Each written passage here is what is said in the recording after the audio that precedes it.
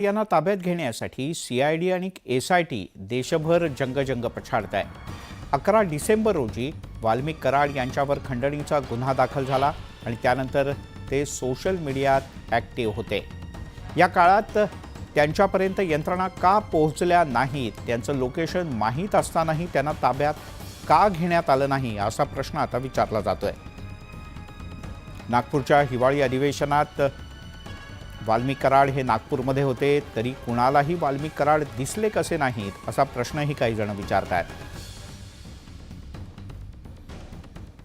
वाल्मिक कराडच्या शोधात सीआयडीकडे काही महत्त्वपूर्ण धागेदोरे हाती लागल्याची माहिती आहे.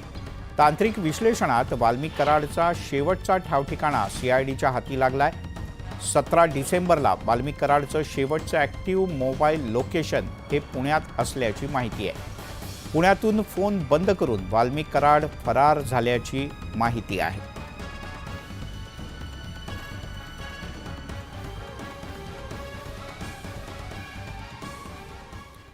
दरम्यान मंत्री धनंजय मुंडे हे सह्याद्री अतिथीगृहावर दाखल झाले. मुख्यमंत्री देवेंद्र फडणवीस हे सुद्धा सह्याद्री अतिथीगृहावर आहेत. विविध अधिकाऱ्यांच्या सोबत, खात्यांच्या प्रमुखांसोबत तसंच काही मंत्र्यांसोबत त्यांच्या बैठका सुरू आहेत. या बैठकांमध्ये च्याच दरम्यान धनंजय मुंडे सुद्धा सह्याद्री अतिथीगृहावर पोहोचले. न्यूज 18 लोकमत आणि आता बातम्या पाहूयात सविस्तर. बीड जिल्ह्यातील मस्साजोगचे सरपंच संतोष देशमुख यांच्या हत्या प्रकरणातील मुख्य आरोपी वाल्मिक कराड फरार आहे. याचा शोध सध्या सुरू आहे. या प्रकरणी आमदार सुरेश धस यांनी बीडच्या जिल्हाधिकाऱ्यांची भेट घेतली. यावेळी त्यांनी मुख्यमंत्री देवेंद्र फडणवीस यांनी बीडचं पालकमंत्रीपद स्वीकारावं अशी मागणी केली आहे. स्पेशल केस म्हणून पालकमंत्रीपद घ्यावं तरच बीडमधली गुन्हेगारी कमी होईल असं मत त्यांनी व्यक्त केलं आहे. दुसरीकडे प्राजक्ता माळी हा विषय माझ्यासाठी संपला असल्याचं सुरेश धस यांनी म्हटलंय.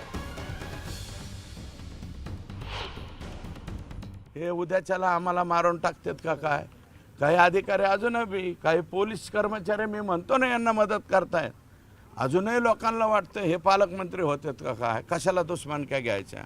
पण मी नाही घाबरत. ते पालकमंत्री कोणी हो अथवा नाही हो, मी तर आजही म्हणतो हे जे सगळं जंगलराज झालेलं आहे हे साफ होण्यासाठी या राज्याचे मुख्यमंत्री हेच आमच्या बीडचे पालकमंत्री पाहिजेत. बीड जिल्ह्याचे पालकमंत्री देवेंद्र फडणवीस साहेब स्पेशल केस म्हणून झाले पाहिजे. भाजीपाल्यासारखे किंवा चिरीमिरीसारखे वाटलेले आहेत ते कोणीही लोक असो, त्या लोकांच्या वरती तातडीने कारवाई झाली पाहिजे.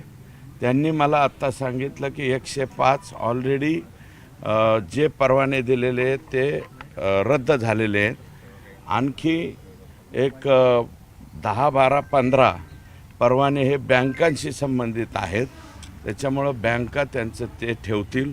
राहिलेले 1000, 1,500 परवाने हे तातडीनं त्याचा रिव्ह्यू घेऊन आम्ही लवकरात लवकर रद्द करू अशा प्रकारचं आश्वासन मला जिल्हाधिकाऱ्यांनी या ठिकाणी दिलं आहे.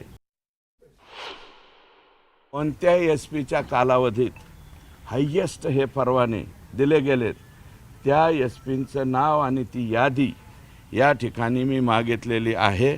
आणि ती मिळाल्याच्या नंतर संबंधित ज्या SP-नी 300, 350 असं चिरीमिरी काहीतरी घेऊन, मी तर आता स्पष्ट शब्द वापरतो, SP-सुद्धा जर बंदुका देताना म्हणजे अग्निशस्त्र, मराठी भाषेमध्ये शब्द आहे अग्निशस्त्र, हे अग्निशस्त्र परवाने जर SP ऑफिस आणि त्यांच्या खालचे DYSP, त्यांचे PI हे असं काहीतरी घेऊन जर परवाने देत असतील तर मला वाटतं महाराष्ट्रामध्ये तुम्ही जे बिहार म्हणता, बिहारच्या पुढचं काबुलिस्तान का काय ते आहे, हे व्हायची पाळी बीड जिल्ह्यामध्ये आली. कोणी उठतोय, कोणी परवाने काढतोय.